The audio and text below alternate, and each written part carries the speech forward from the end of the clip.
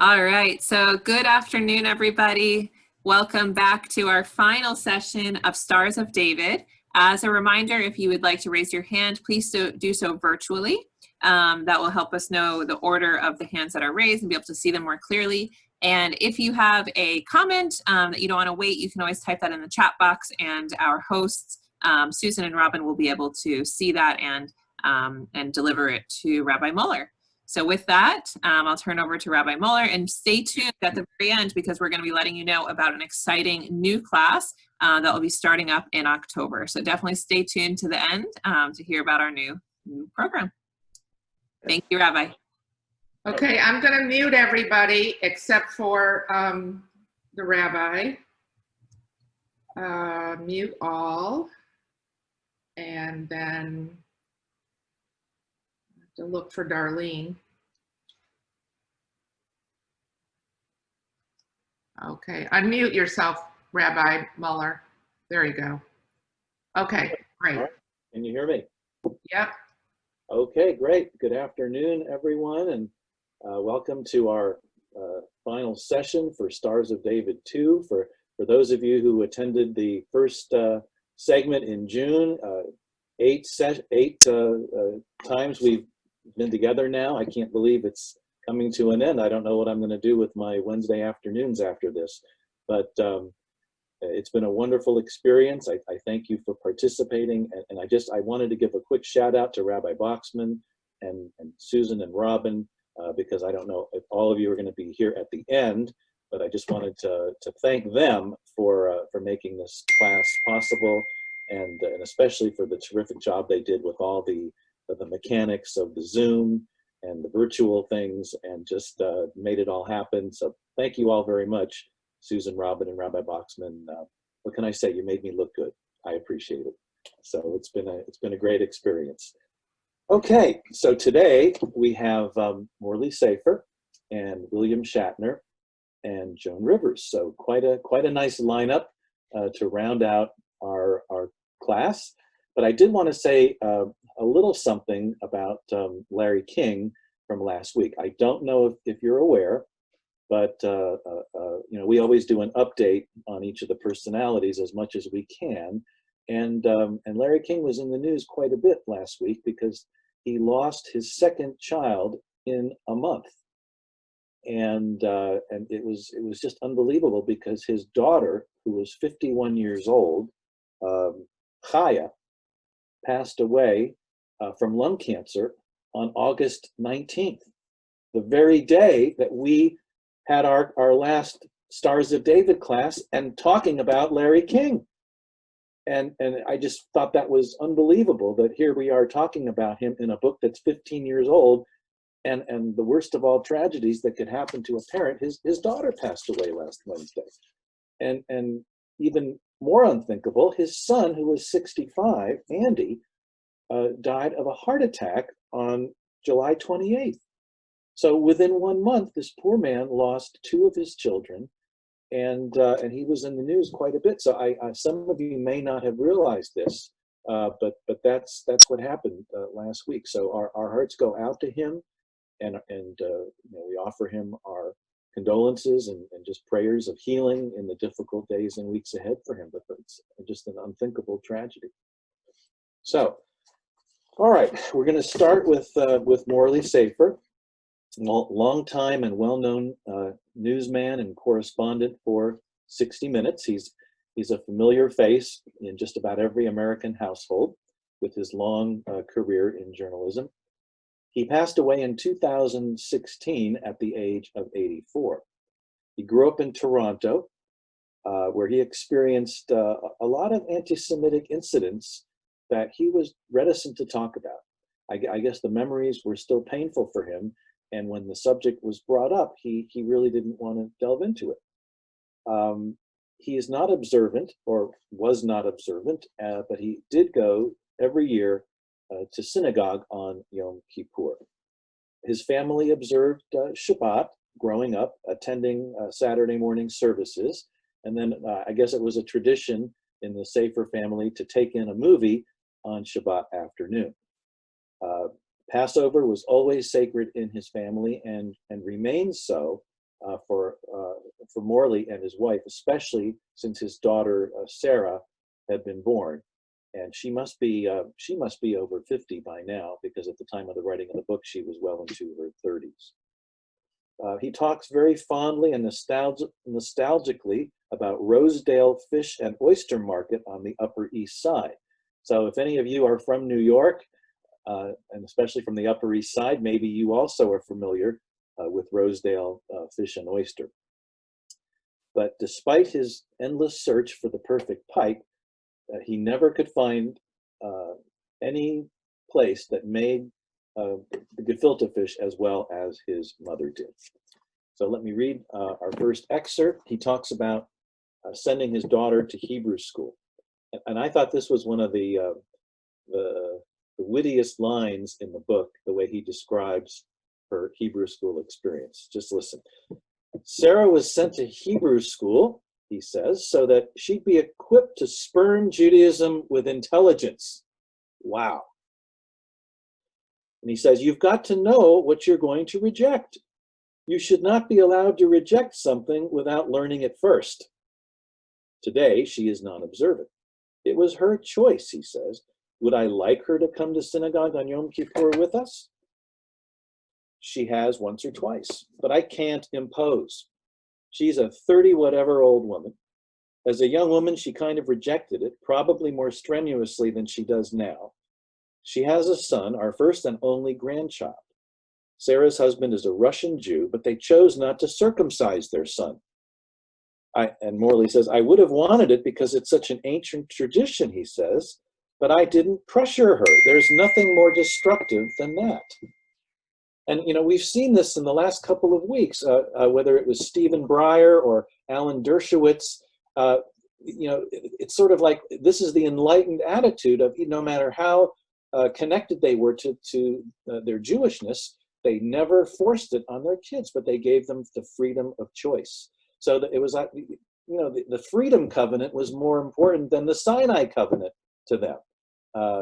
And so we're seeing this as a pattern.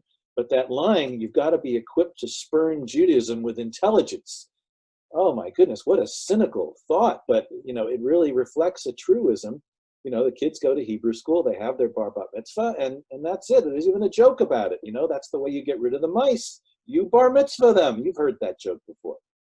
So that was, I thought that was, you know, a line. Certain lines in the book have stayed with me. And if you've read the book, you'll understand. They kind of come popping back up. That is definitely one of them. He did not celebrate Christmas, but again, here we have his non-judgmental approach to life. Again, he tried not to judge other Jews who do celebrate Christmas. And he tells a humorous holiday story. At the office, you always get presents for the people you work with around the holidays.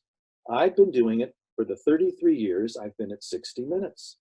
I always give a couple of very good bottles of wine, or one very good bottle of wine and one very good bottle of spirits or malt.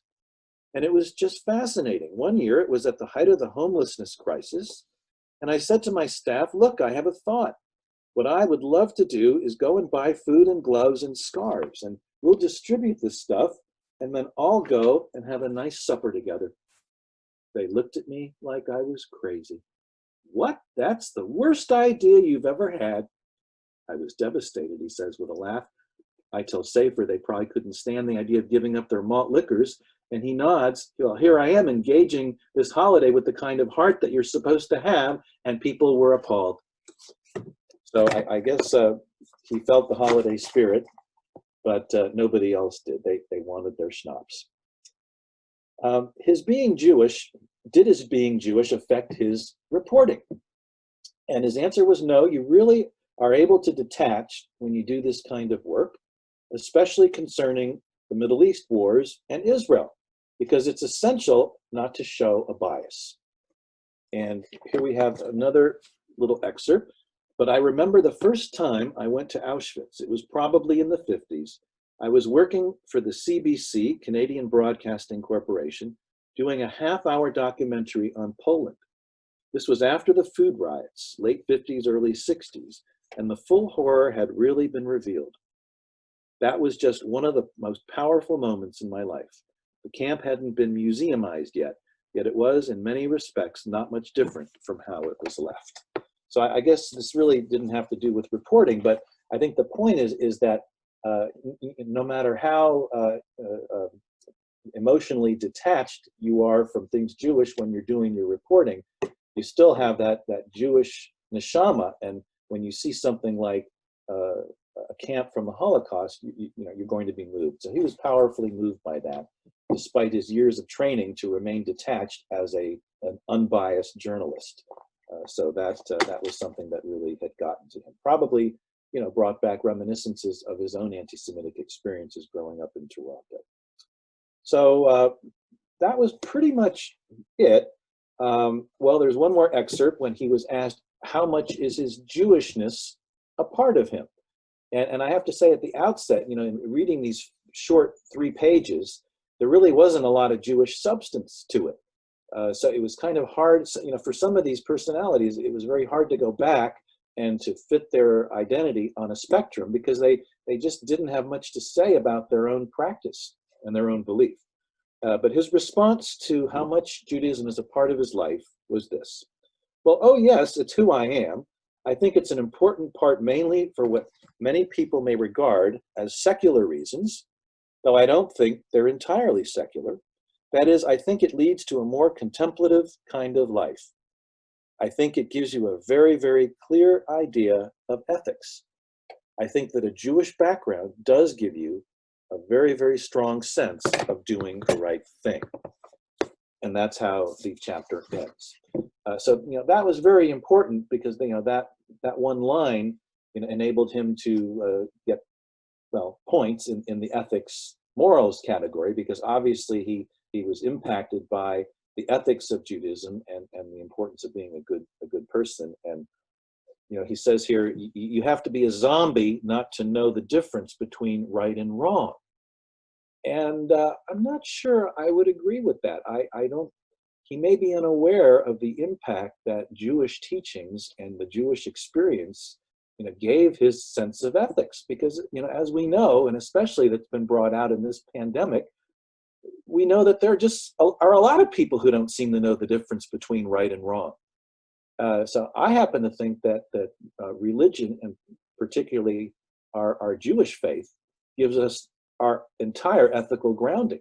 And I think that's very important. So I gave him points in the ethics category. Let's see the Jewish identity spectrum for Morley Safer.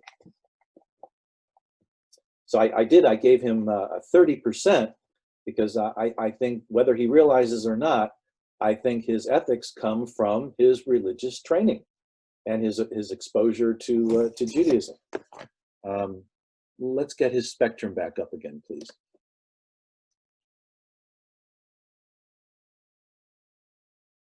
Okay, there it is. So religion and God, he goes to Yom Kippur every year. So okay, we gave him 10%. His sense of culture, ethnicity, Rosedale's fish market, you know, the gefilte fish memories from his parents, and, you know, he obviously feels a strong sense of Jewishness. So for culture, ethnicity, we gave him 25%. Association, community, it was important to him to raise his daughter Jewish. Whether she chose that or not, of course, was up to her, but it was important to him. He was hoping that she would. And because of his experiences while growing up, and his comment about going to Auschwitz, I gave him 25% for anti-Semitism, Holocaust, a sense of otherness. Well, the Holocaust is obviously included in that category. So for his quote, I used what I thought was most important about ethics, when he says a Jewish background does give you a very, very strong sense of doing the right thing. And then my embellishment of his quote is, while not much of a practicing Jew, Morley's brushes with anti-Semitism growing up, memories of synagogue attendance and holiday celebrations at home, gave him a solid foundation of Jewish identity, which never left him. Okay, any thoughts about Morley Safer? Anybody ever meet him or know him or have anything to add to what we said? Okay, total. Rabbi, let me just mention that he died at the age of 84. and then he had done over 900 stories. And one of the things I found really fascinating is that I didn't really appreciate him until we started having this class, and we read about him. And he announced his retirement, and then CBS did a special on him, and it appeared 4 days before he died. So everybody was very relieved that they got to see this hour-long special on. So he retired, and he only was retired for a week before he passed away. Very sad. But he did what he loved. Wow, that is sad. I did not know that. Okay. Anything else on Morley Safer? Oh, let's move on. One other thing. If anybody is interested in more on him and Don Hewitt, Abigail Pogrebin did an interview with the two of them, and it's on YouTube. If you're interested, email me. I'll send you the link. But when I was researching Morley Safer, I came across this interview that she did at the 92nd Street Y between the two of them and what it means to be Jewish. So it was interesting. It was fun to have her talk to them because the words in her book were coming alive. Okay. Thank you, Robin. Thank you, Susan. All right, let's go on and continue with William Shatner. Okay. Well, as you know, William Shatner is even more of a cultural icon than Morley Safer. I don't think there's hardly an American citizen who hasn't watched an episode of Star Trek. Maybe not so much Boston Legal, but definitely from the Starship Enterprise. William Shatner is still living. He is 89 years old. He's only been married 3 times, so that's not too bad for a Hollywood star. And the chapter starts out with how he had always, been a practicing Jew. He used to recite the 4 questions, and he used to don tefillin during morning services. And it's hard to imagine William Shatner as being Jewish. And I'm sure many of us didn't realize that just by looking at him. And he often he was often asked, "My goodness, you don't look Jewish." And that really bothered him because, as he writes here, "The racial stereotype bothers me to this day. I'm very sensitive to it, and I find it offensive." And that, it brings up an interesting, you can have a whole discussion on this. Jews are not a race, but can we not fairly say that certain physical features distinguish Jews from other people? How would you answer that question? Yes, of course, anyone can convert to Judaism from any race, from any religion, and you don't have to look a certain way to be a member of the people of Israel. But with that said, can we not say that there are certain physical features which distinguish Jews from other people? Can you tell someone's Jewish just by looking at them? And I think we would say, well, yeah, in a lot of cases you can. But it really bothered William Shatner. I guess he got tired of being asked, really, you're Jewish? You don't look Jewish. Of course, some of us would probably, be relieved if someone would say to us, "My goodness, you don't look Jewish at all. I never would have guessed that," because many of us do look Jewish for various, reasons. But I thought that was, it's an interesting discussion we could have. How would you answer that question? Are there certain features which distinguish us? And certainly it's repugnant because Hitler absolutely did believe that we have certain racial physical characteristics. And when you go to the Holocaust Museum in Washington, D.C., there's a machine, there were instruments that measured the size of your nose and certain physical characteristics that would define you as being Jewish. So in a certain way, that's repugnant to us. But certainly, William Shatner is a far cry from Tevye. He was brought up in a conservative Jewish home in Montreal.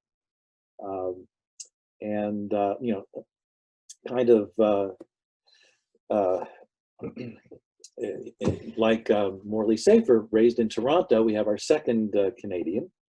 It was a kosher home. and he went to Hebrew school, had a bar mitzvah, and did, as I said, donned tefillin for a few years. He was jumped at school on many occasions by one or sometimes two kids at once, and he had to learn to fight, to defend himself. He claimed there were many tough fights between the Jews and some of the population, generally in places that wanted Jews out, like certain clubs, certain neighborhoods where there was a reticence to allow Jews to live there. So I will read you my first excerpt. I recall the worst moment was when I was playing football for the high school, and it was Yom Kippur, and I had to stay home instead of practice. And the coach replaced me because I missed practice, and I never got my position back. And I remember to this day being really hurt because we were a really good championship team. I was a halfback, and I loved football. He says he didn't try to convince his parents to let him skip Yom Kippur services. He knew by that age it was sacrosanct. It wasn't a choice, he says matter-of-factly. It was Yom Kippur. Schoolyard ridicule was also a given. When I would go to Hebrew school after regular school, I'd walk on the opposite side of the street to the shul and then look both ways and run across the street and run into the synagogue before anybody could see me. There was some kind of unspoken feeling of oppression. Being Jewish was difficult as a kid. I got the strangest questions about what we Jews did in the chapels. My non-Jewish friends were filled with bizarre knowledge about things we did with dead cats and blood. I mean, just the strangest things that, looking back, I wonder what the parents must have thought about Jews, because there clearly were the misinformation that was coming from them. So that's he really dealt with some severe anti-Semitism. He feels no vindication having become a star. He no longer thinks about his boyhood in Montreal, but he's very sensitive to any type of hostility to Jews, verbally or physically, because of what he experienced. He never denied his religion, but didn't advertise it either.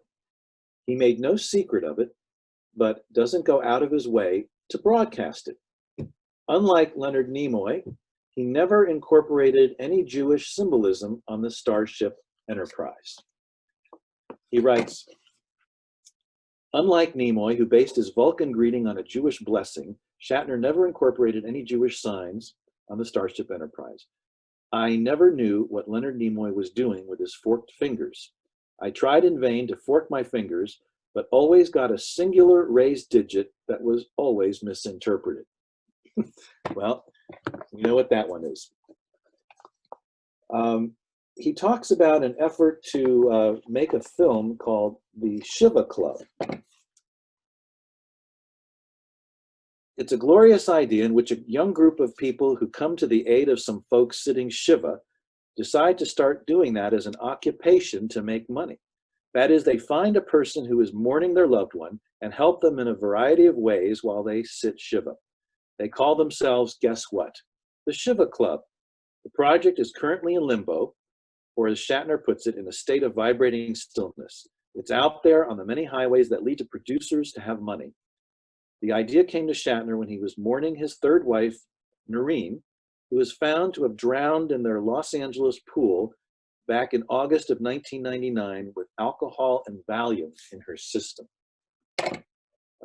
So he may have been a decent Jewish man, but he could not escape the vagaries of Hollywood life. That's just like a horror story that you hear out of Hollywood. His wife found drowned in a pool with drugs in her system. What a tragedy. I went online to see if I Googled the Shiva Club to see if he had ever made the film, and I don't think it was ever made. The last part of the chapter, where he just reflects on how Jewish he is. He says, I'm Jewish because my mother was Jewish, and because my background was Jewish, and I understand Jewishness. I like the comfort food of Jewish dishes and the lilt of the language. People speaking English in a kind of Jewish lilt is a kind of familiar, home-like sound. But it's not at the center of who he is. I would say it's like 25% of my life. It's a 4 on a scale of 10 in terms of influence right now. Well, you know, how bad is that? At least it registers. I mean, and, you know, no prominent Hollywood film actor is going to have a 10 out of 10, you know, on his Jewishness. So at least he feels a sense of Jewishness, and he recognizes, you know, his mother and his background. So that was important. But before we look at his identity spectrum, I want to focus on one particular thing about what he said. And again, I'll read it. People speaking English in a kind of Jewish lilt is a kind of familiar home-like sound. All right. It's very interesting. I was watching on Amazon the program When Jews Were Funny. And one of the comedians was talking about William Shatner, because he's talking about that in Jewish comedy, Jewish comedians have a certain rhythm, a lilt in their voice that's unmistakable. For example, Don Rickles. So I had to hear it. And then I had to hear it from this guy.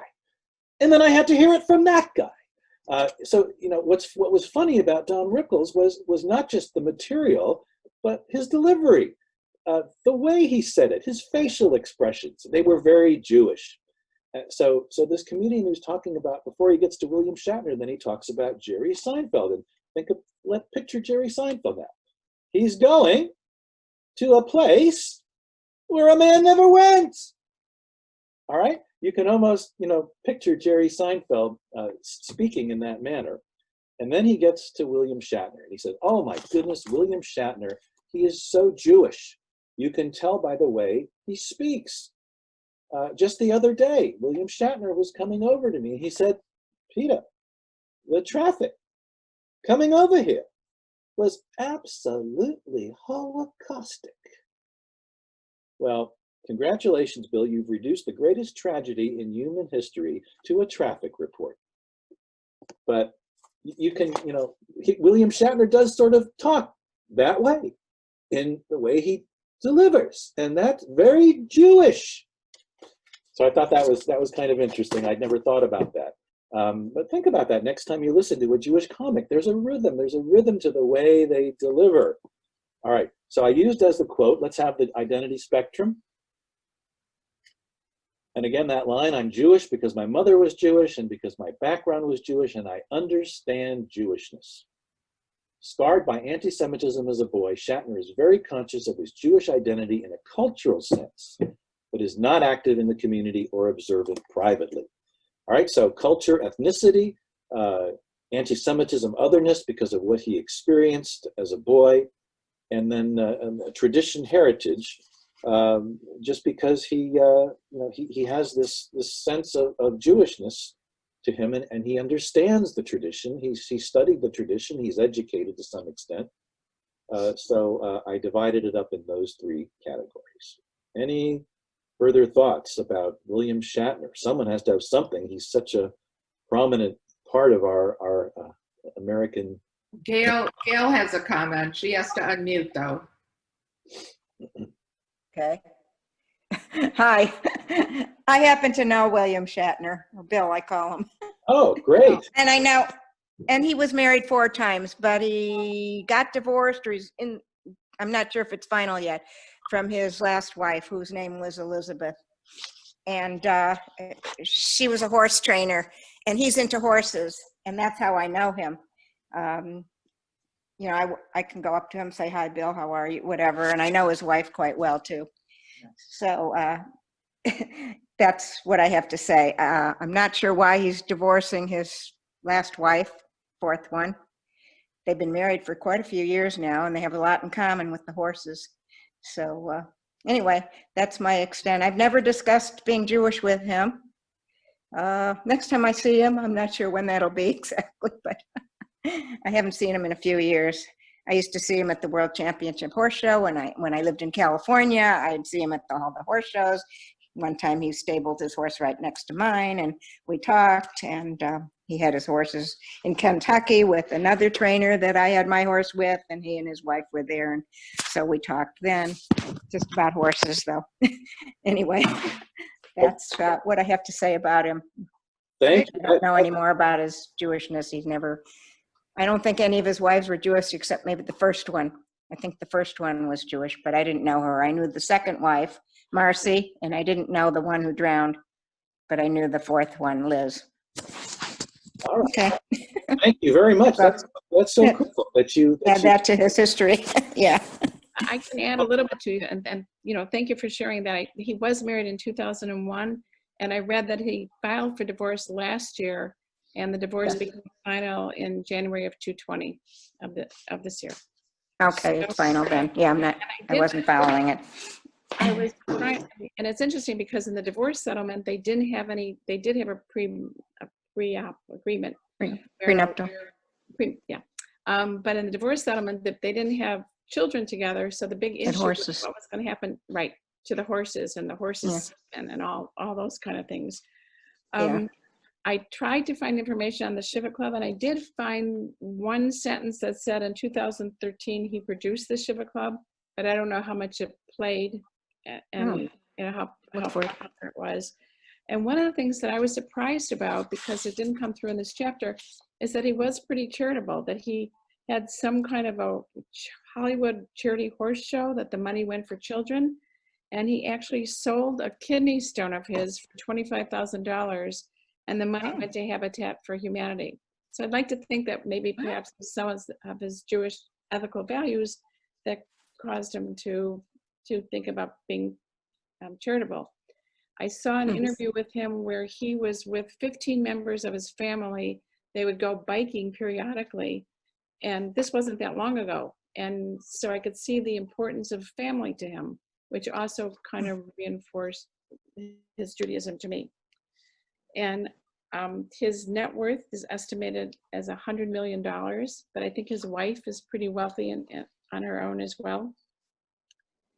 And I was surprised when you said, well, I was surprised because of his being conservadox, because I think you pointed out, or he pointed out, that being conservative in Canada is being more like Orthodox here, that somewhere I read he wasn't even familiar with the Vulcan sign. Not only couldn't he do it, but he wasn't even familiar with it. And that kind of surprised me.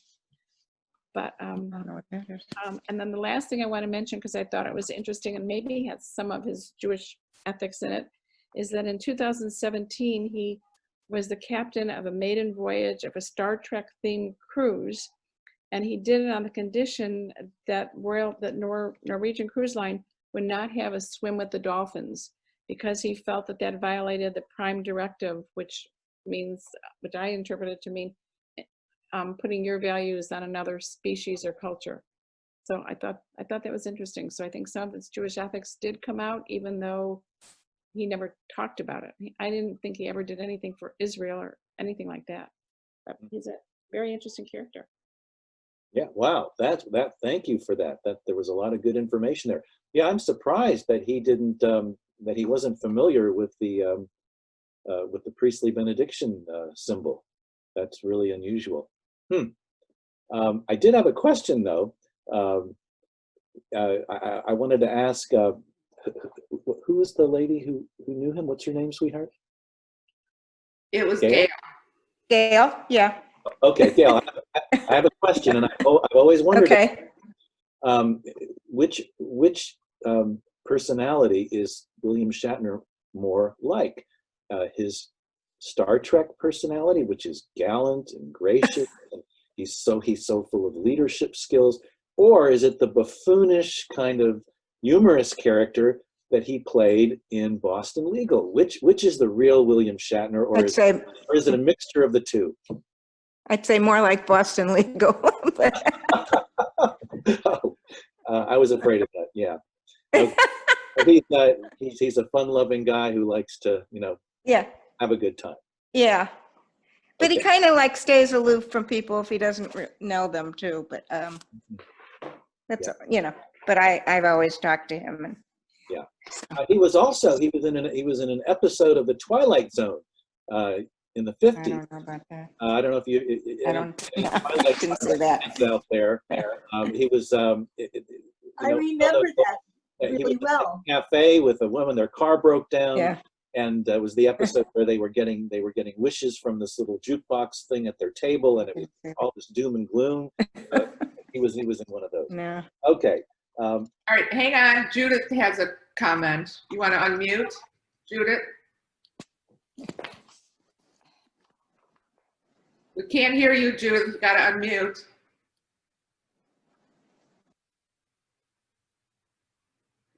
Can you hear me now? Yeah, go ahead. Okay, I was looking at his pictures on the internet, and my God, he looks nothing like Captain Kirk. I mean, he's just like a different man. He's old, of course, but there is not even a resemblance.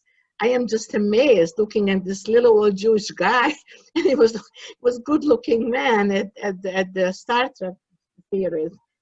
I'm just what age really does to us. Yeah. That's He looks very nothing true. like Captain Kirk. I would have never known if I just looked at this picture. Well, That happens to the best of us. I know. Happens to all of us. one day someone will discover the secret to immortality, but until then, we're all gonna age. All right, thank you. Let's move on to Joan Rivers. She was able to keep from aging. I don't know what she did, well, but she looked good right up until the day she died, didn't she? Let's talk about Joan Rivers. She was 81 years old when she passed away, rather tragically, and there was a lot of publicity about it. You may remember going back to 2014. It was in a doctor's office. She was having a procedure, and something went wrong. We really don't know what, but she tragically died. And It said she had a heart attack, is what the papers say, okay. while undergoing the procedure. Yeah, it was a real loss because she was still very active in her career and you know, still having an impact. So that was really a big loss to the entertainment world and the Jewish world also. But she, you know, you gotta give it to Joan Rivers, and your heart has to go out to her. She was the epitome of New York posh and New York chic. But she's very, as the author puts it, tribally Jewish. She is so Jewish, and we're going to see that as we go through her chapter. And it was a longer chapter, so there's a little bit more to cover. First of all, she's fanatically watchful of anti-Semitism being more overt recently. And you know, when we say recently, this is back in 2005. So this is 4 years before Pittsburgh. You know, she died in 2014, so she never knew about Pittsburgh. It was 3 years before Charlottesville, you know, with the march. So she never even saw the true anti-Semitism of the 21st century, but was already feeling it. And I often wonder how she would have felt about these events that we've experienced in the last few years. Let me read to you the opening paragraph, because it just sets the tone for the kind of person she was. I hear Joan Rivers before I see her. I'm coming, she bellows from the elevator as she rides up to her private floor, where I'm waiting in her showily ornate Upper East Side townhouse. She's running late, but her assistant Jocelyn, a friendly, no-nonsense type, has made me feel at home in an extremely formal parlor. It is stuffed with fancy things that hover between chic and gaudy: leopard carpet, dog statues flanking a fireplace, large tufted leather sofa, an embroidered pillow emblazoned with the adage, I need a man to spoil me, or I don't need a man at all. And you can only picture that apartment and then the way she dressed and everything. And I don't know if you ever watched the show with Joan and Melissa. It was on years ago. I don't even remember the name of it, but she and her daughter did kind of an impromptu, live, unrehearsed, hour-long show.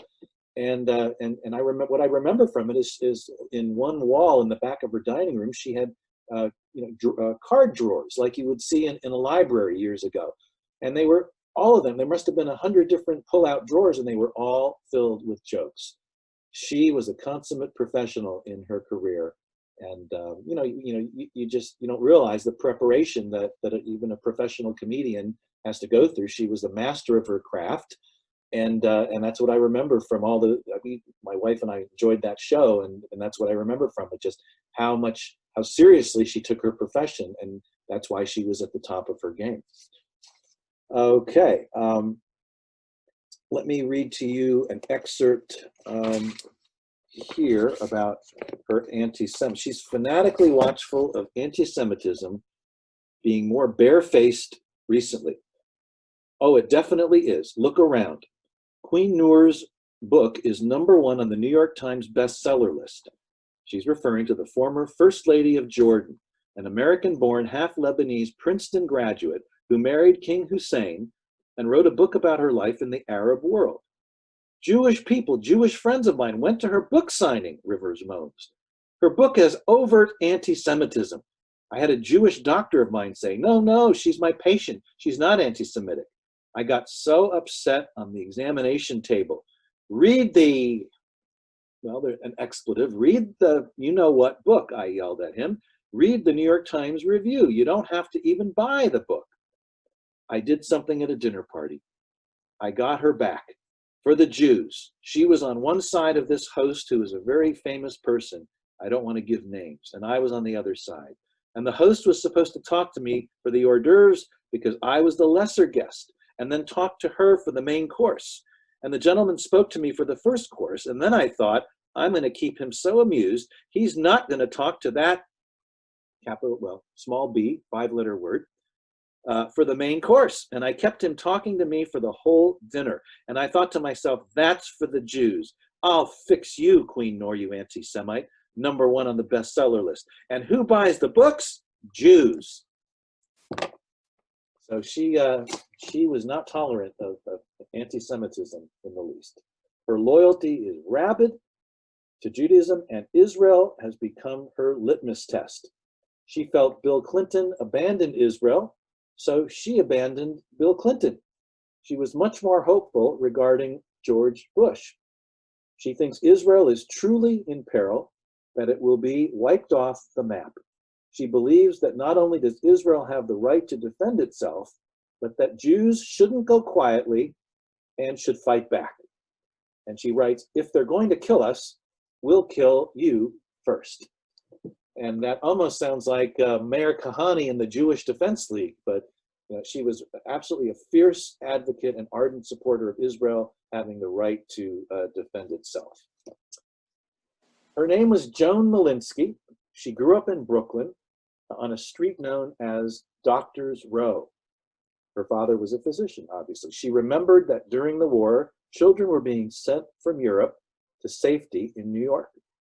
There was always some niece from Prague who came to stay with various neighbors down the block. The kids were being snuck out. Her family lost relatives in France. She was old enough in 1945 to hear all the stories about the Holocaust. An uncle hidden in one of his patients' cellars, for example. The Malinskys moved from Brooklyn to Larchmont, a New York City suburb in Westchester County, about 20 miles north of Midtown Manhattan. Her father founded the temple there. The congregation met in the firehouse because there were so few Jewish families.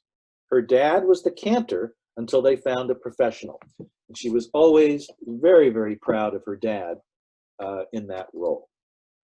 There were 2 anti-Semitic incidents that stand out from her childhood. The first, when she was 12 years old, she went to her dentist, and he told her, "You'll never get into a good college because you're a Jew."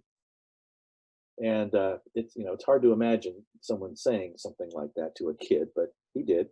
But it had the opposite effect on Joan, because she said, "I'll show you," and she sure did. The second incident was during a summer job in the juniors department at Wanamaker's department store. She was 15 now. Her coworker said, and she was looking over some clothes on a rack, and she said, "Yuck, only a Jew would buy this." She was in shock because they had worked together all summer, and Joan thought they were friends. She attributes her moxie to her ethnic constitution, sort of like a Jewish immigrant ethic of, don't tell me I can't do something, because guess what? Jews are smarter, brighter, and better than other people. Let me read to you this excerpt. we discuss Jews' reluctance to be viewed as too Jewish. That's about class, she asserts. It goes back to all of us who are now a little more educated, polished, assimilated. You don't want to be that stereotype big-mouthed lady with too many diamonds. This is said without any discernible self-irony. There are certain clubs I know I can't get into even now. All my friends belong. I don't even want to be in them. No matter what, I could stand on my head. I'll never be in the Everglades Club. Sounds like Groucho Marx. I would never join a club who doesn't want me as a member. Across the street, she gestures outside. If there's a problem, I can never go into the Metropolitan Club. Did she ever feel she looked too Jewish? Oh, I know I do. She laughs heartily. I look at pictures of myself and I look like what I am, a middle-aged or old Jewish matron. There it is. You are what you are. But I'm also so proud when it's a Jew that wins the Pulitzer Prize or the Nobel Prize. And conversely, I'm always so glad when the serial killer isn't Jewish. So I love that. Sometimes she wishes she had a different religion. For example, when she sees a good-looking, blonde, blue-eyed German guy in leather. Her parents taught her to be proud of her heritage and to marry within the faith. It was important to me too, she adds. First of all, we're the chosen people, and I like that we're continuing.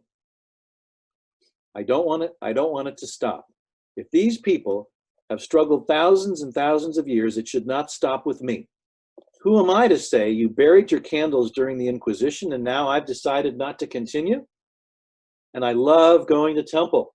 I love Rosh Hashanah, Yom Kippur, Hanukkah. And then when Hanukkah's over, I do the biggest Christmas tree you can imagine. But I love the Jewish tradition. On Passover, I look forward to doing my meal. I love when you break the fast on Yom Kippur. She fasts? No, never have. I don't think God cares. Only Joan Rivers could get away with this stuff. I was in hysterics reading this chapter.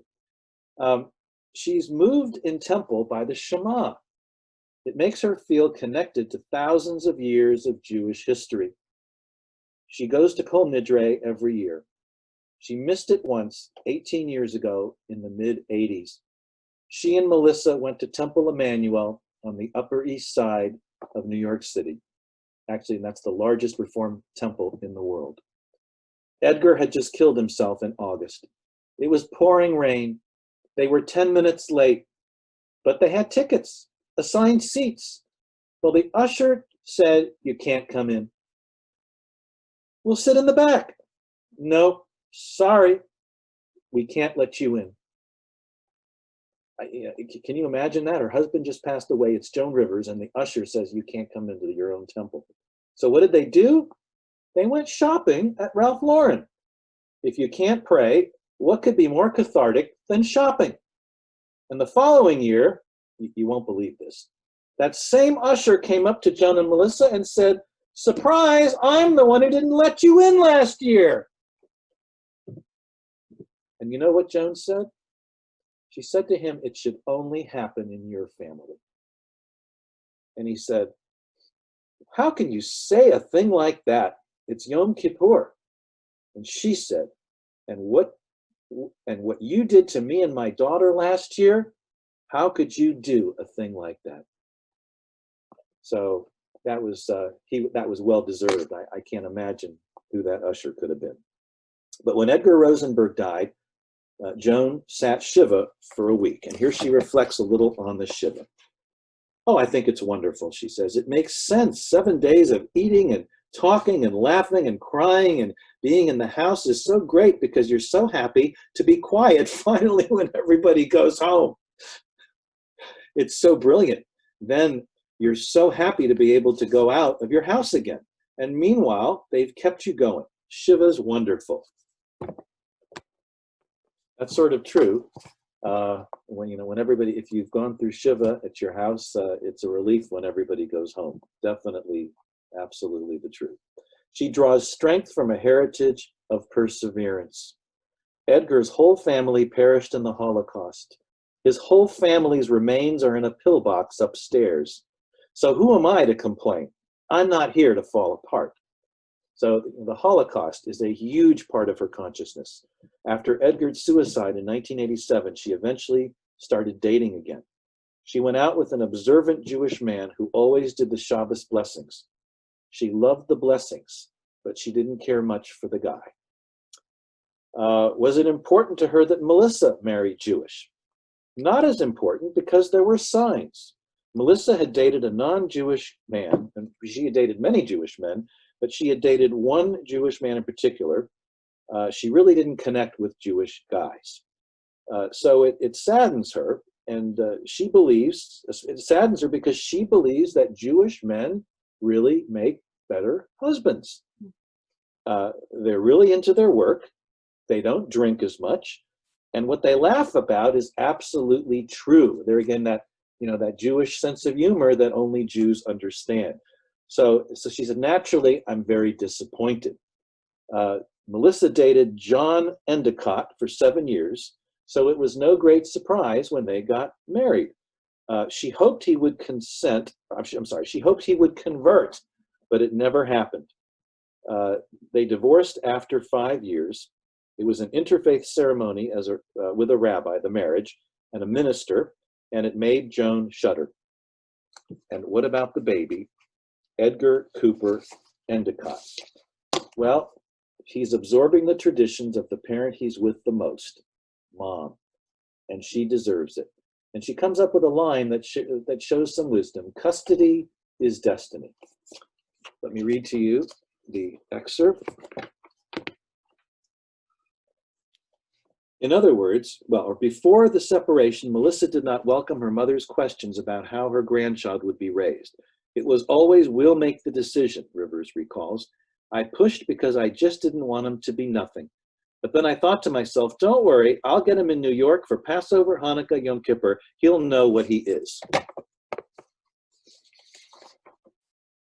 All right. Despite a clannish instinct, she wasn't conscious during most of her career who the other Jews were in show business. But now she is more aware of it, and she uses it, or at least tries to. She explains there was a new regime of executives at the E! Channel where she was a host, and she couldn't break the ice with them. I finally turned to one of them and began to talk about Sunday school. And we now talk to each other as Jews. I just got flowers from them with a note that said, the Mishpocha loves you. I said to Melissa, I don't know if I'm, another expletive, if I'm crapping them or they're crapping me, because we're all connecting on this big Jewish level now. But generally, I don't think that helps at all in the business, the way AA members have each other or gays have each other. I don't think that's there for the Jews. It's never been there for me. In many ways, Joan Rivers was the archetypal Jewish celebrity, even if she probably wouldn't agree with that label. In her modesty, she says, I think they look to Barbara Walters, this age group, which is stupid. Come over here. It's more fun over here. So let's have, I made up a Jewish identity spectrum. It's going to surprise you. But I gave Joan Rivers is the only personality we studied that I gave points to in all 10 categories, because I really felt that she was the best person that we studied in terms of her commitment to the religion. You wouldn't believe it, Joan Rivers, right? But you could challenge me on this. But I went through the chapter again, and I am prepared to defend any of these categories. So let me go through the quote. We are the chosen people, and I don't want to stop it. If this people has struggled thousands and thousands of years, it should not end with me. And Joan has a deep and abiding commitment to the Jewish religion, the Jewish people, and the Jewish homeland of the state of Israel. So let me ask you, does this surprise you? Would anyone like to challenge me on any of these categories to say that, why did I give points in a particular category? And how did she run the table? It's almost like the equivalent of a royal flush in poker or a splash hand in canasta. She got the whole deal. And I didn't read the whole book. I mean, I read the ones we've studied, but I would really wonder if there's another personality in this book who would get all 10, because so many of the people we studied just did not practice Judaism in their adult life. So, anyone want to question my judgment on this? No, I was shocked when you said that, oh my God, Joan fell into every category, because Susan and I were hesitant to pick her as one of our personalities because a lot of people knew about her already and there was polarizing feelings, some love her, some hate her. But you had felt strongly and we went along with your recommendation, and boy, are we sure glad we did, because it was amazing that this was the one person in the book of all the ones we've covered that fit the gamut, you know, that fit into all the categories. Yeah, I mean, it surprised me too, but I felt that she deserved it. Any particular categories that you really want to question me and say, I read the chapter, I didn't see that. Go ahead, please. Yeah. Jane Perman has had her hand raised. Okay. Hi, Jane. Hi, am I unmuted? Yep, you're all set. You are. Okay, I didn't read the chapter, but I wondered what you found about study and learning. Great question. All right. Now, you may recall, and you may, this may be pushing the envelope a little bit, and that'll be a judgment call. But you may recall that I created subheadings for each of the 10 categories. So the first subheading for study religion is our focus on education/achievement. Okay, Joan wasn't going to Torah study every Shabbat morning at temple. I know that, but she had a tremendous focus on achievement. A dentist who said, well, she wouldn't get into college. When she said, you know what, I'll show them because Jews are smarter, Jews are brighter. And she carried forward this ethic of our preponderance towards focusing on achievement. Is there any ethnic group that has a higher percentage of our young people who go to college other than the Jews? Well, maybe today you would say the Asians, but let's face it, our people we send a higher percentage of our young people through college than any other religious ethnic group in this country. That is my feeling. So I gave her the points for study learning because she graduated Psi Beta Kappa from Barnard, and her mother had wanted her to get an MD, and her MD stood for making dollars, but instead she got a Phi Beta Kappa. And also just that she may not be studying on an ongoing basis, but she had a Jewish education. She understood things Jewish, so I felt she had accomplished the learning. That she at least merited 10% in the learning category. That was my take. Robin, Yes? it's Lenore Greenstein. Yes. Yeah, I just wanted to add something else to the mix. I heard Joan Rivers up here. I'm in the Berkshires, and we have an international film festival. And there was a documentary made about her in 2010 called Joan Rivers, A Piece of Work. Mm-hmm. And it was a film about her life as a comedian and her marriage. I have to admit, I don't remember too much about the Jewish aspect of it, but I'm going to look at it again because you can get it on Amazon Prime. And I remember that she was there after the movie was shown. This must have been, it was either the summer of 2010 or 11, after it had been shown at Sundance. And someone had mentioned that she was a little controversial. Some people thought she was over the top, but she was very warm. And if I remember, she was very Jewish in her delivery and her jokes and in the way that she presented herself. So if anybody wants to see it, I'm going to look at it tonight. It's called Joan Rivers, A Piece of Work, and you can get it on Amazon Prime. And let's keep in mind that maybe for Joan that her her religious life was she wanted to keep somewhat private, and that did not bleed into her career. So even though it may or may not come out in this film, it doesn't mean that she didn't have a deep connection and an abiding love for Judaism in her heart. That's my feeling. So, okay. Anyone else? We're Carol Hirsch. Carol Hirsch has her hand raised. And Fran has a comment. Oh, okay, sorry. She did give, I was looking here online, she did give to lots of Jewish charities as well as suicide prevention organizations. And Rivers was really open about her multiple cosmetic surgeries. She said, quote, "I've had so much plastic surgery. When I die, they'll donate my body to Tupperware." You know, that's kind of like her sense of humor. Yeah, and I didn't know about her charitable instinct, but I gave her the points because in the very beginning of the chapter, she returned home from a conservancy luncheon in Central Park, so she obviously had some affinity for environmental causes, and I thought, you know what, good enough. I'm going to give her the points.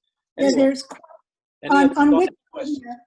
Let me finish. On Wikipedia, there's quite a paragraph here about all the different things that she gave her support to as a philanthropist. So there's quite a long list here. Well, that's why she gets points for that category too. Fran, Okay. you want to say something, Fran Cole? Yes, for those of you who watched The Marvelous Mrs. Maisel, I watched a Zoom last week, the 92nd Street Y interviewed Rachel Brosnahan, who plays Mrs. Maisel. And they asked her, what comedian is Mrs. Maisel most modeled on? And she said Joan Rivers. Wow. Interesting. I watched that, but I don't remember that comment. But yeah. I'm still getting over the fact that Rachel Brosnahan isn't Jewish. I know. And she's blonde in real life. Well, we're all anxiously awaiting season, what is it, season 4? 4, yeah. Yeah, right.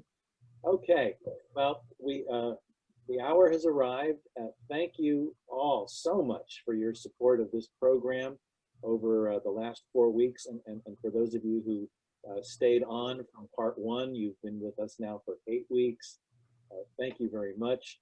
And I really want to, again, thank Robin and Susan, Rabbi Boxman for all their support, putting this virtual format together and their participation and the updates and everything.